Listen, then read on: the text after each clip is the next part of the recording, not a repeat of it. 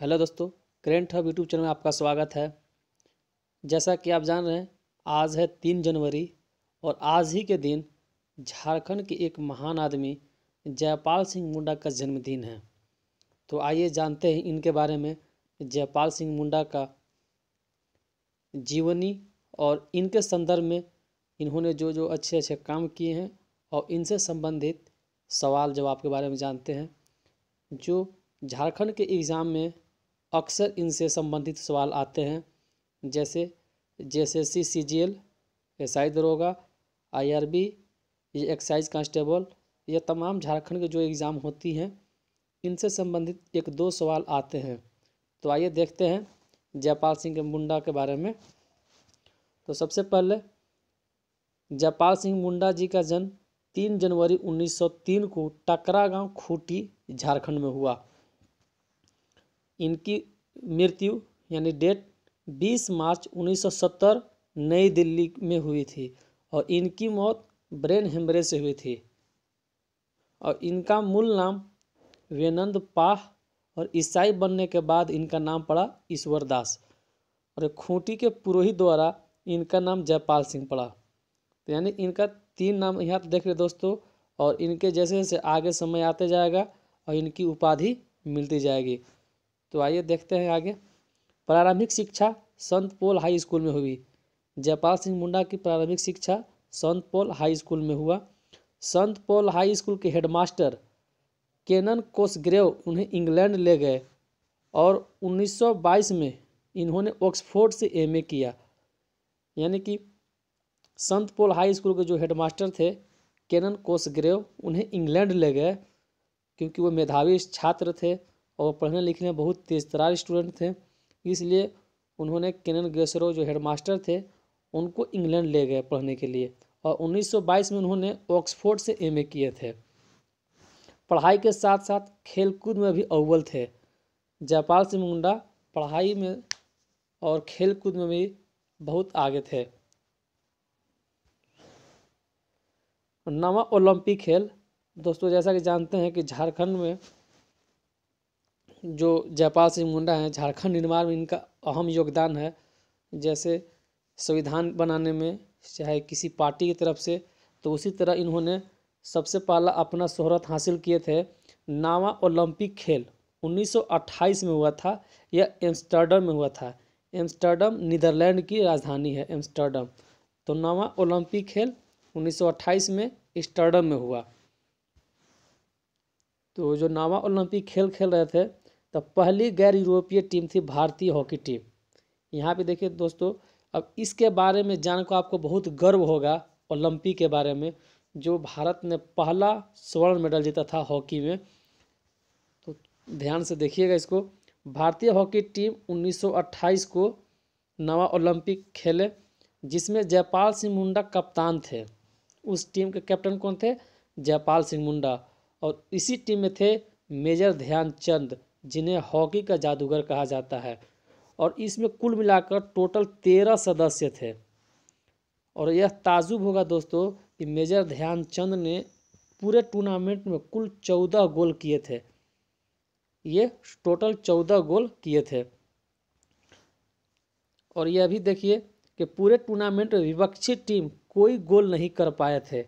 यानी कि जितना भी टूर्नामेंट हुआ 1928 में ओलंपिक में, कोई भी विपक्षी टीम भारतीय हॉकी टीम के खिलाफ एक भी गोल नहीं कर पाए थे।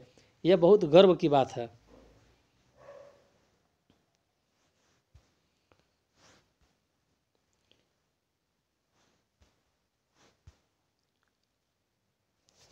जब फाइनल मैच हुआ, फाइनल मैच 26 मई 1928 को हुआ। तो सवाल ये हो सकता है कि 1928 और नवा ओलंपिक में भारत और किसके बीच फाइनल मैच खेला गया? तो भारत और नीदरलैंड के बीच यह फाइनल मैच खेला गया। लेकिन इसमें इंटरेस्टिंग बात यह थी कि किसी कारणवश जयपाल सिंह मुंडा वापस इंडिया लौट गए। तो किसी निजी कारण से जयपाल सिंह मुंडा फाइनल के मैच में कैप्टनसी नहीं किए। तो उनके जगह पर कैप्टनसी कौन किए थे? यह भी सवाल हो सकता है कि फाइनल मैच में जयपाल सिंह मुंडा के जगह कप्तानी किसने किए? तो एरिक पिनिगर भारतीय हॉकी टीम के कप्तान बने वो फाइनल मैच के लिए। और final match Netherlands vs Bharat के बीच हुआ, जिसमें भारत ने 3-0 से फाइनल मैच जीता और भारतीय हॉकी टीम में पहला गोल्ड मेडल जीता। और 3 गोल किए थे फाइनल में, तीनों गोल करने वाले मेजर ध्यानचंद रहे और इसीलिए इन्हें हॉकी का जादूगर कहा जाता है। और star goalkeeper Richard James Allen ने पूरे टूर्नामेंट में एक भी गोल नहीं होने दिया था। तो बताइए दोस्तों, ये भी गर्व की बात है कि भारतीय हॉकी टीम ने 1928 में जो ओलंपिक खेले उसमें किसी भी पक्षीय टीम ने एक भी गोल नहीं दाग सके। इसलिए इसमें रोल होता है गोलकीपर का भी। जो रिचर्ड जेम्स एलन थे, इन्होंने एक भी गोल नहीं खाई। 1925 में ऑक्सफोर्ड ब्लू अवार्ड पाने वाले 1925 में ऑक्सफोर्ड ब्लू अवार्ड पाने वाले एकमात्र अंतर्राष्ट्रीय खिलाड़ी थे। कौन? तो जयपाल सिंह मुंडा। इन्होंने 1925 में ही ऑक्सफोर्ड ब्लू अवार्ड पाने वाला एकमात्र अंतर्राष्ट्रीय खिलाड़ी बन चुके। तो आइए देखते हैं जयपाल सिंह मुंडा से संबंधित उनसे और विवाह। जयपाल सिंह मुंडा के विवाह के बारे में जानते हैं। जैसा कि जानते हैं कि जयपाल सिंह मुंडा ने 2 शादियां किए थे। पहली शादी हुई थी 1931 ईस्वी में। जयपाल सिंह मुंडा और तारा मजुमदार के साथ इनकी पहली शादी हुई थी 1931 ईस्वी में, जबकि तारा मजुमदार कांग्रेस के प्रथम अध्यक्ष करने वाले कांग्रेस अधिवेशन का WC बनर्जी की बेटी थी तारा मजुमदार। और दूसरी शादी उन्होंने 1954 में किए। जयपाल सिंह जहां आरा से ब्याह किए, जहां आरा ब्रिटिश कर्नल रोनाल्ड कार्टिस की पत्नी थी, इनसे इन्होंने दूसरी शादी की है। दूसरी शादी कब की है? 1954 में।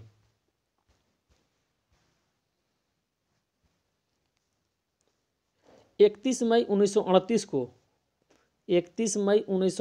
को 5 पार्टी मिलकर छोटा नागपुर संथाल प्रगना आदिवासी महासभा की गठन की गई।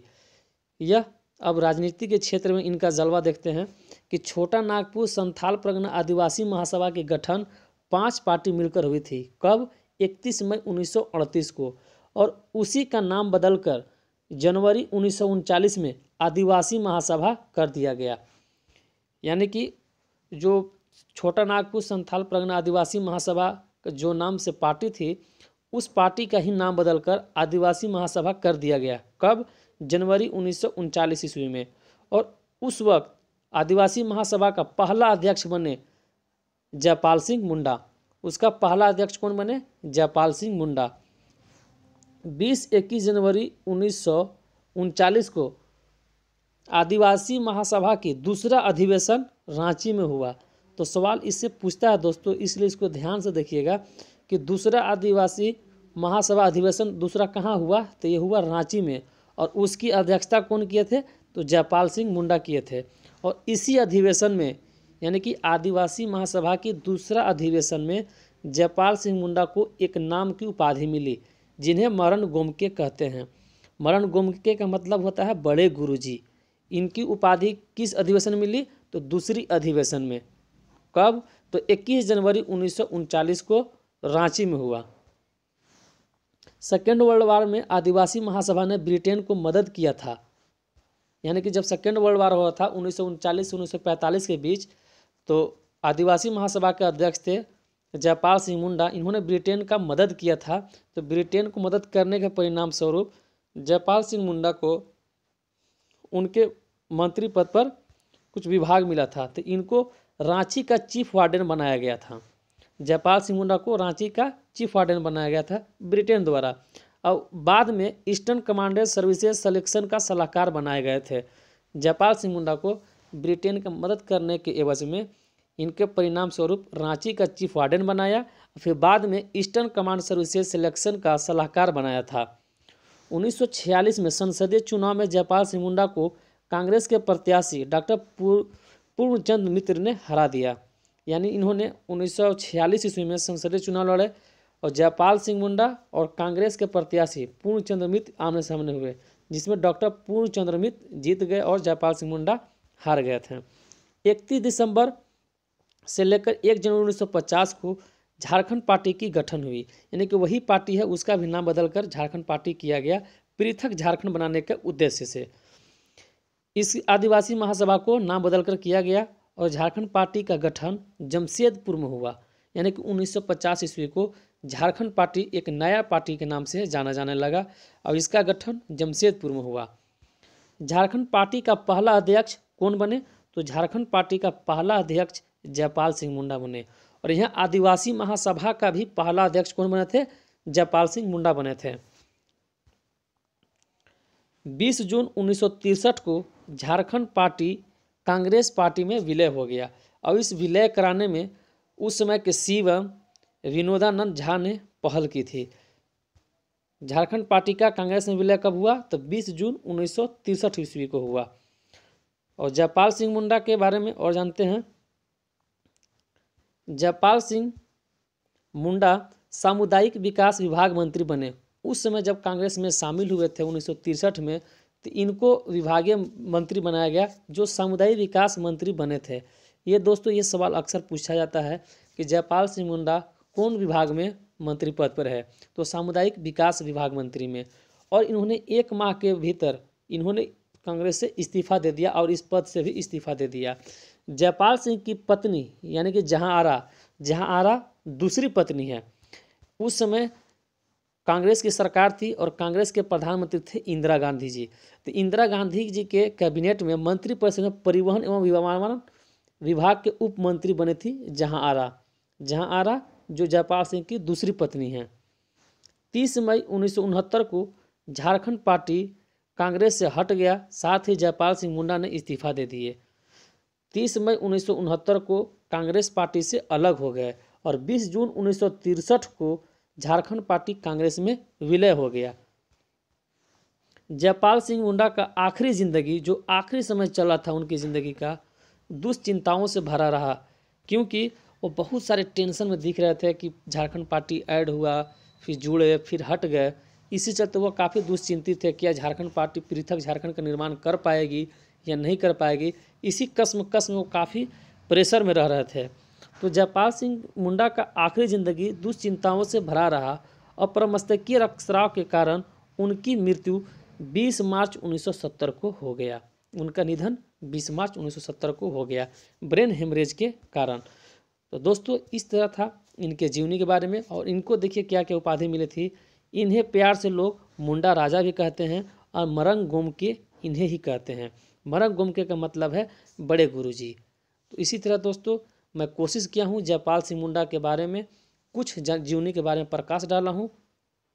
अगर ये वीडियो आपको अच्छा लगे तो लाइक और शेयर ज़रूर